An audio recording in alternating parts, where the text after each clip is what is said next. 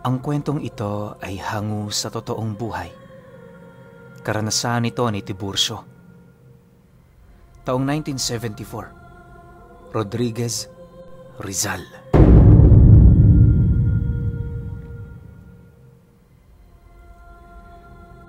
Limang taon na ang nakakaraan mula noong napadpad si Tiburcio sa lugar ng Rodriguez.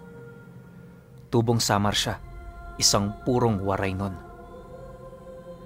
Malayo man siya sa kanyang nakagisnang bayan, hindi naman yun mahirap, lalo pat para sa kanya, tinuturing niyang tunay na tahanan saan mang lupalop siya mapunta. Lumaki sa isang payak na pamumuhay itong si Tiburcio. Bata pa lamang, alam na niya kung papaano buhayin ang kanyang sarili. Yung padre de pamilya kasi nila, bihira lang kung umuwi dahil sa manlalako yon ng mga gulay na kanilang naaani. Pagtungtong noon ni Tiburcio sa edad na 25, nagdesisyon na siyang mangibang lugar. Sa kalalakbay at kakalakbay niya, napadpad siya sa Rodriguez, kung saan naging isa siya roong bantay sa mga taniman ng kalamansi, pinya at kung ano-ano pa. Dahil sa mataas na lugar noon ang kanyang pinagbabantayan, kaya na may napapayag siya.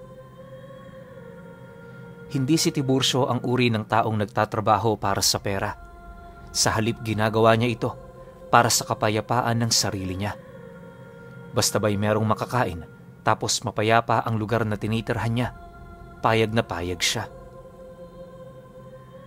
Dahil sa ganun niyang pag-uugali, kaya na may agad siya roong natanggap ng may-ari. Sa una at ikalawang gapasan ng mga tanim, tuwang-tuwa naman ang may-ari sa kanya. Gawa ng sobra-sobra ang kinita nila. Halos mamutiktik kasi noon ng bunga ang lahat ng tanim sa lugar na yon, na para bang ni isang piraso, hindi man lang yun binawasan ni Tiburcio.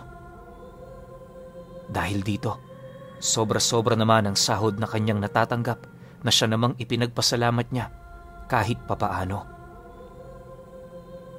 Magmula noon, naging magkalapit na sila ng may-ari ng taniman. Kagaya ng mga tanim nito, pinapangalagaan din siya ng husto sa kadahilan ng alam ng taong yon na siya ang dahilan kung bakit lumalago ang mga pinapabantayan nitong tanim. Katunayan, naging palaisipan yon sa kanyang amo gawa ng sa 10 manggagawa nilang pinabantay sa lugar na yon, siya lamang ang bukod tangi na nakapagpasibol ng ganoong karaming bunga.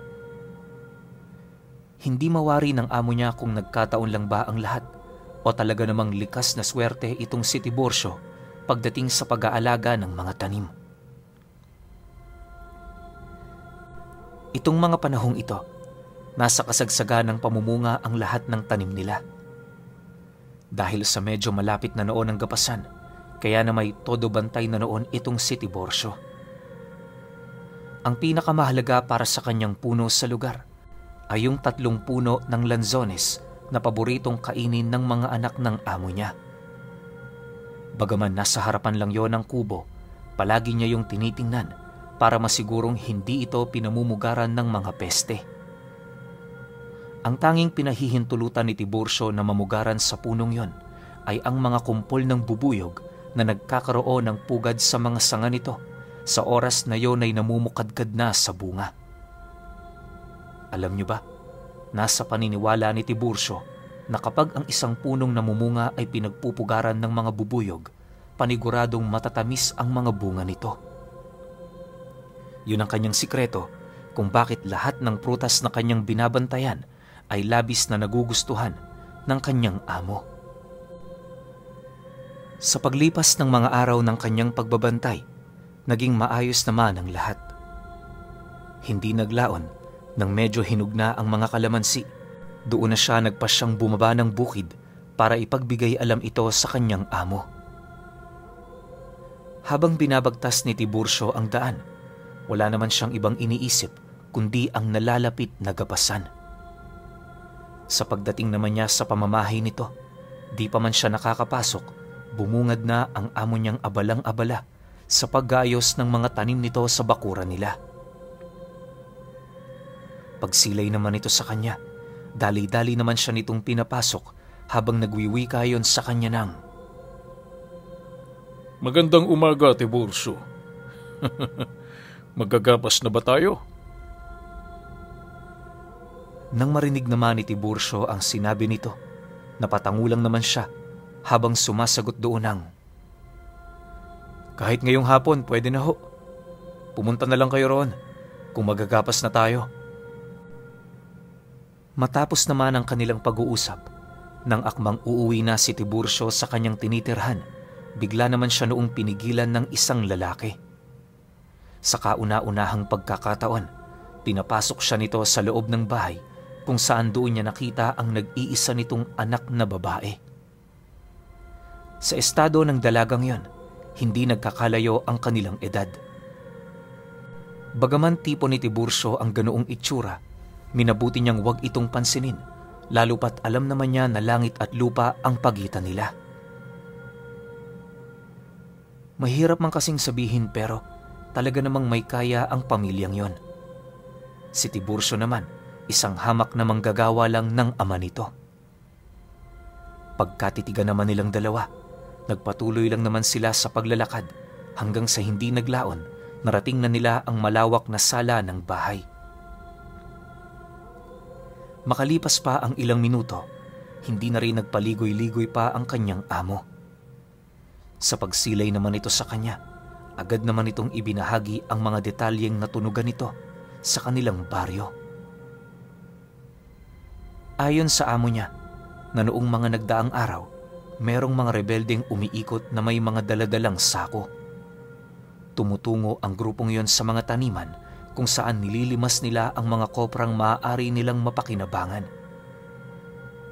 Ayon sa mga usap-usapan, binibenta yon ng mga rebelde upang magkaroon ng pondo para sa bala ng kanilang mga armas. Dagdag pa nito na, mas mainam na wag na nilang paabutan ng umaga ang paggapas, gawa ng mataas ang posibilidad na matunugan nito ang kanilang mga pananim. Wala naman yung kakayahang makipaglaban sa mga hukbong yon, lalo na't armado ang mga ito. Nang marinig naman yon ni Tiburcio, hindi na siya nag-alangan na sumang-ayon sa nais nitong mangyari. Kampante naman siyang maggapas ng gabi, gawa ng wala namang katabing bahay ang kinaroroonan ng mga pananim nila. Matapos naman nilang mapagkasunduan ang tungkol sa bagay na yon, agad naman siyang nagpaalam para bumalik na sa kanyang kubo. Habang binabagtas noon ni Tiburcio ang daan, aminado naman siyang kinakabahan siya sa mga rebeldeng makakaharap nila. Hindi naglaon, nang marating na niya ang kanyang kubo, agad naman niyang inayos ang mga gagamitin nilang sako. Sa isip-isip niya noon, kinakailangan nilang magmadali, lalo pat hindi biro ang kinakaharap nilang problema. Naniniwala siya, sa oras na madatnan sila nitong naggagapas ng 10 oras, paniguradong merong mangyayaring hindi maganda. Sa pagsapit ng takip silim, sakto naman noon ang pagdating ng kanyang amo at dalawa nitong mga pamangkin. Pagkakuha nito ng sako, agad naman yung tumungo sa mga pananim nila para umpisahan na ang paggapas. Tahimik at mabilis ang kanilang kilos noon. Habang abala ang mga ito sa kanilang mga ginagawa, agad namang kinuha ni Tiburcio ang lahat ng bunga ng lansones, sabay tago nito sa ilalim ng papag ng kanyang bahay. Ipinatong niya yon sa kulungan ng mga manok, kung saan hindi kaduda-duda ang kinalalagyan nito. Ayon kasi sa kanya, na kung itatago niya yon sa loob ng kubo, paniguradong matutuklasan din yon ng mga magnanakaw sa oras na makapasok ang mga ito. Upang hindi yon basta-bastang mahalata, kinakailangan niya itong itago sa mga lugar na hindi nito sukat akalain. Sa pagpapatuloy ng kanilang ginagawa, naging pahirapan naman sa kanila ang paggapas, gawa ng gasera lang noon ang daladala nito. Medyo pahirapan pa kasi noong bumili ng mga lente, lalo pat hindi pa naman ganun kaunlad ang teknolohiya. Pagtungtong naman ng 10:00 ng gabi, nanatiling abala pa rin sila Tiburcio sa kanilang mga ginagawa. Akala nila wala nang mangyayari noong hindi maganda, Pero pagkaraan lang noon ng ilang minuto, doon na nila nasilayan ang isang grupo ng mga taong naglalakad papalapit sa bukid. Bawat isa sa mga ito, merong daladalang gasera at sa estado nito, hindi malayong yun na nga ang mga bandido. Habang papalapit naman ang mga panauhing yon, bigla naman silang nakarinig ng isang tinig na huwag umalis sa kanilang kinaroroonan. Dagdag pa ng lalaking yon, manatili silang kalmado kung ayaw nilang mapahamak. Nang marinig naman yon ni Tiburcio, agad naman siyang humawak sa kanyang bewang kung saan naroon ang kanyang balisong. Nang makapana niya ito, agad naman siyang nagbigkas ng 5 buhay na salita para sa kanyang sariling proteksyon. Matapos naman niya itong gawin, nagpatuloy lang naman siya sa pagmamasid hanggang sa doon na niya nasilayan ang mga bandidong nasa humigit 20 katao. Bawat isa sa mga ito armado at sa akto ng kanilang mga paningin, animoy lahat sila nakaranas ng pumatay ng tao. Gayunpaman, sa kabila ng mga pangyayaring yon, pinili pa rin nila Tiburcio na maging kampante. Sa isip-isip nila, hindi naman sila nito papatayin kapag maigi nilang susundin ang bawat sasabihin nito. Maya-maya pa, pagharap sa kanya ng isang lalaking may pilat sa muka, seryoso naman yung nagwika sa kanila ng, Lahat ng nagapas ninyo, ibigay nyo sa mga kasama ko. Huwag na kayong magtanong. Nagagalit ako sa mga taong palatanong. Dahil sa sinabi ng lalaking yon, agad namang umalma ang amo niya sa kadahilan ng ilang buwan din nila yung pinaghirapan. Siyempre, kahit maliit lang yun na halaga, malaking bagay pa rin yun sa kanila. Subalit, nang marinig naman ng rebelde ang hinaing nila, bigla naman itong sinampal ang amo niya, sabay tutok dito ng baril. Pagsilay naman ni Tiburcio sa ginawa nito, bigla namang nandilim ang kanyang paningin habang nagwiwika roon ng, Matatanggap ko pa kung aalis kayo rito ng mapayapa. Huwag nyo naman kaming saktan. Parang hindi kayo mga Pilipino eh. Kung talagang matapang kayo, bakit hindi nyo ibaba ang mga sandata ninyo? Nang marinig naman ng pinuno ng mga rebelde ang kanyang sinabi, tumawa lang naman ito habang nakatutok sa kanyang sintido ang hawak-hawak nitong armas. Sa puntong yon, wala namang ibang nararamdaman si Tiburcio kundi ang galit sa mga rebelde. Ni katiting natakot wala siyang nararamdaman, gawa ng alam niya sa kanyang sarili, hindi kayang tibagi ng armas ang paniniwala niya sa kanyang gamit. Makalipas pa ang ilang minuto, agad namang hinawakan ni Tiburcio ang baril nito sabay lapit sa kanyang noo. Pagtitigan nila ng taong yon, naninindak naman siyang nagwika doon ng, Sige nga, iputok mo. Tingnan natin kung ano ang mangyayari. Iputok mo. Umaasa ka sa gamit na yan? Matapos naman niyang makapagsalita, mabilis naman siyang tinutukan ng lahat ng bandidong naroon. Pero sa kabila ng mga pangyayaring yon, nanatili pa ring kampante itong si Tiburcio, animoy hindi siya tinatablan ng anumang bala ng baril. Maya-maya pa, pagkalabit ng pinuno nito, laking gulat na lamang nila nang pumaltik lang yon na parabang walang kargang bala. Paulit-ulit pa yung sinubukan ng rebelde pero hindi talaga yun pumutok. Ang mas nakakagulat pa sa lahat, yung mga baril na nakatutok sa kanya, ganun din ang nangyari. Kapag hindi yun nakatutok, pumuputok ito. Pero kapag nakatutok naman, palyado. Sa puntong yon, doon na naghinala ang mga rebelde na meron siyang kargang agimat. Nang akmang sisiyasatin na ng mga ito ang kanyang katawan, mabilis naman niyang kinuha ang kanyang balisong, sabay unday ng saksak sa tagiliran ng lalaking kanyang kausap. Pagbagsak nito sa lupa, agad naman niyang ipinulupot sa leeg nito ang kanyang braso, sabay sigaw sa mga bandidong yun ang, Waray ini! Dili matakas! Maisog! Dilihadlok matudas! Na ang ibig sabihin, waray to, hindi tatakas, matapang, hindi takot mamatay. Nang marinig naman yon ng mga bandido, bakas sa pagmumukha nito ang labis na takot buhat sa mga katagang sinabi ni Tiburcio. Sa puntong yon, unti-unti naman yung kumalma sa kadahilan ng alam nila kung gaano katapang ang mga waray. Pagsilay naman ni Tiburcio sa mga akto nito, agad naman siya nitong sinugod na siyang naging sanhi upang paulanan naman siya nito ng mga bala. Yung ibang mga armas na dala ng mga bandido, hindi pumutok, pero yung ibang pumutok, tumama sa kanyang katawan kung saan doon nasipat ng mga taong yon na hindi siya tinatabla ng armas. Dahil sa pangyayari, wala na nga yung nagawa, kundi ang magsitakbuhan papalayo. Hindi naman pinatay ni Tiburcio ang nahuli nilang rebelde, sa halip pinakawalan din nila ito sa pangakong hindi na yon gagawa ng ganoong bagay.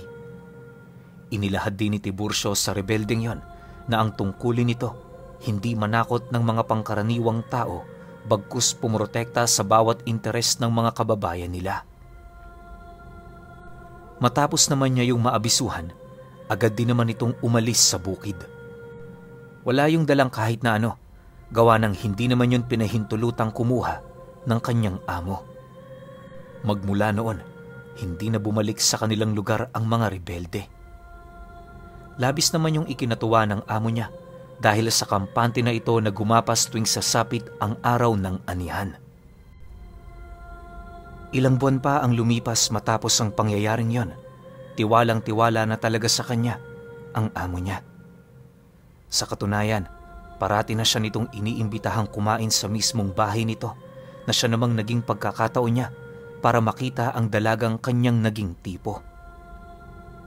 Hindi naglaon nang mapagtanto naman ng ama nito na dalisay ang kanyang hangarin, bukal sa loob naman itong bigyan silang dalawa ng pagkakataon. Halos inabot din ng ilang taon ang kanilang pagsasama hanggang sa dumating ang puntong nagpakasal na sila. Aminado rin kasi ang ama nito na kung hindi dahil kay Tiburcio, hindi lalago ang kanilang negosyo. Alinsunod sa nais niyang mangyari, doon sila maninirahan sa kanyang kubong pinanggalingan. Upang mas maging komportable sila roon, pinalawak niya ang espasyo ng sala at silid nito. Dala ng pagmamahalan nila ng asawa niya, inabot lang din ng ilang buwan bago ito tuluyang magdalang tao.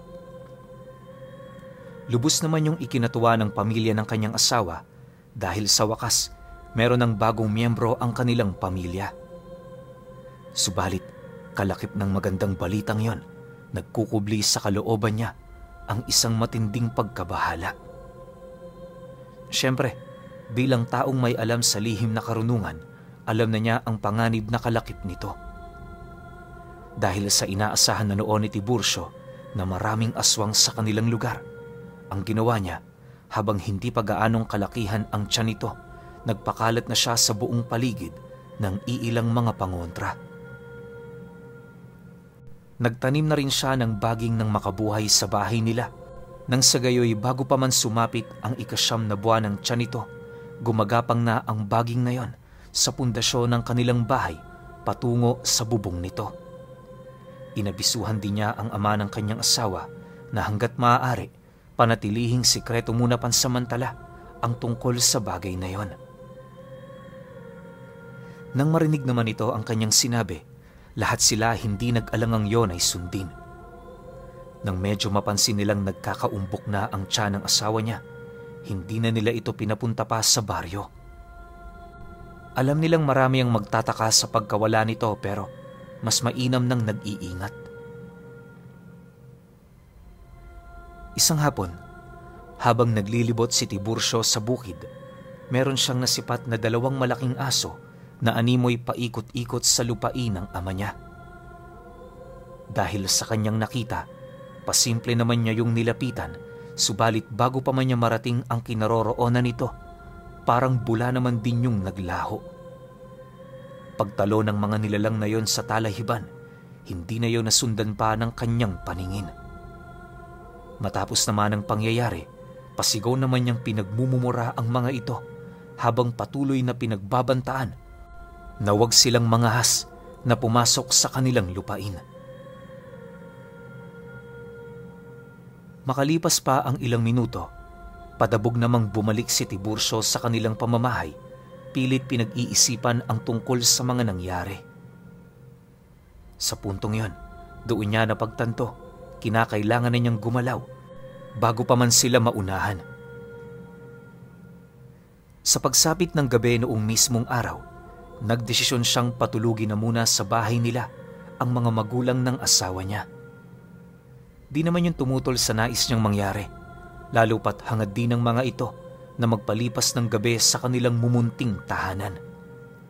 Bukod kasi sa maganda ang tanawin sa lugar, wala ka rin doong ingay na maririnig maliban sa huni ng mga insekto. Maya-maya pa, nang medyo lumalalim na ang gabi, nagpasya na siyang bumaba sa baryo, bitbit lamang ang kanyang balisong. Nagsuot din siya noon ng salakot, kalakip ng kulay itim na kasuotan.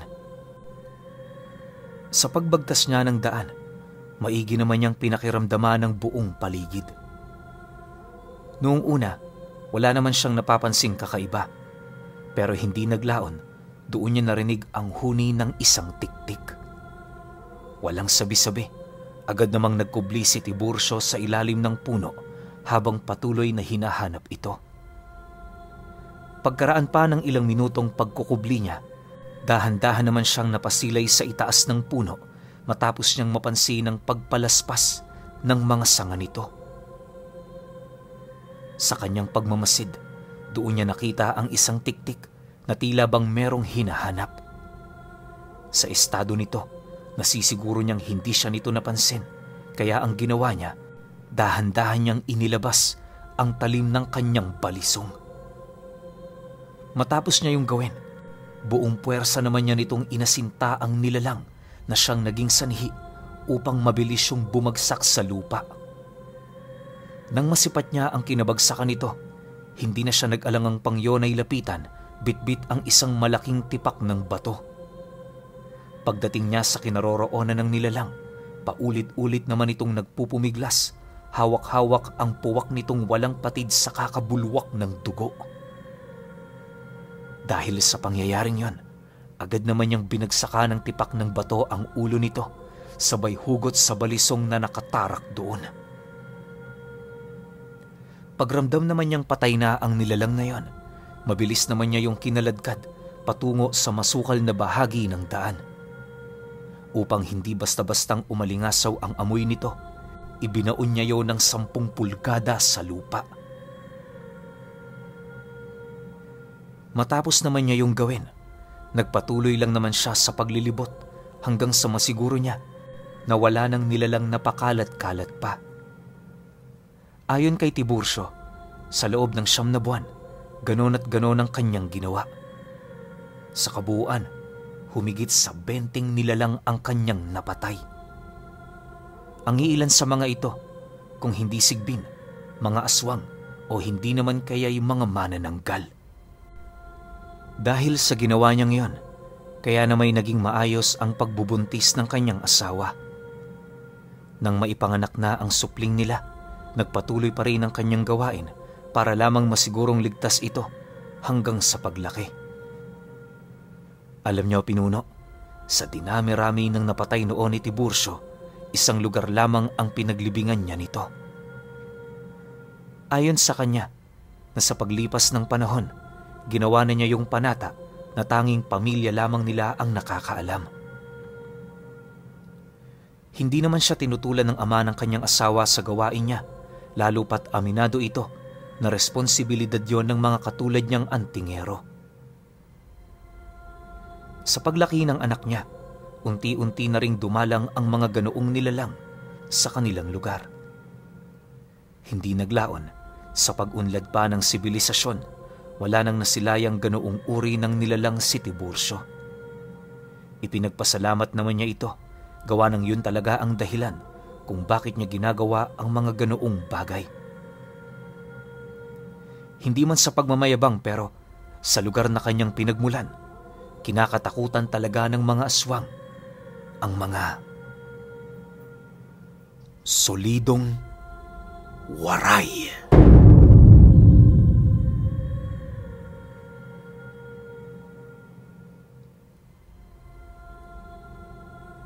Okay, opinyon ko sa kwento. Totoo naman talaga na sadyang sobrang tatapang ng mga waray. Di ba nga yung iba kasi ginagawa na lang joke na waray ako, ginagawa na lang nilang ganun. Pero noong mga panahon ng kopong-kopong, mga 60s, 70s, 80s, pag sinabing waray, talagang napakatapang ng mga yan. Handang lumaban niya ng patayan o di kaya ubusan lahi. Ganun katindi yung mga waray. Kaya itong si Tiburcio, naiintindihan ko to kung bakit ganun to katapang. Lalo na dun sa part ng rebelde na tinutok niya pa yung baril sa noo niya tapos sige iputok mo. Sobrang bihirang tao yung gagawa nun. Pero syempre siguro karamihan sa mga waray, kayang-kayang gawin yun, di ba? Tapos yung tungkol naman sa mga aswang, na kinakatakutan nila yung lahing waray, well, may posibilidad. Pero syempre, hindi naman lahat ng aswang takot sa waray. May mga aswang talaga na kaya rin makipagsabayan sa mga waray. Kasi nga, meron tayong iba't ibang klase ng aswang eh. Meron din tayong iba't ibang klaseng ugali ng mga aswang. So, siguro in general, hindi naman lahat ng aswang, no? May mga iilan siguro na takot sa waray, pero may ilan na papalag naman. Kaya yun yung maganda, tulad ng mga pumalag sa kanya, nung nagbubuntis yung asawa niya, ayun, tigok lahat. Pero overall, napakaganda ng kwento na to. Tsaka saludo sa lahat ng waray. Pero syempre, kayo pa rin. Kung may opinyon kayo sa kwentong ito, comment nyo lang sa baba. Yun lang. Hanggang sa susunod na kwento. Salamat.